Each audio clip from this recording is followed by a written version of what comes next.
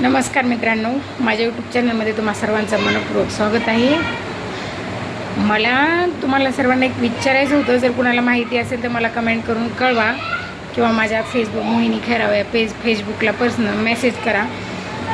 2 दिवसापूर्वी माझा जुना हँडसेट गायब झाला होता, ॲटलिस्ट तो हरवला होता।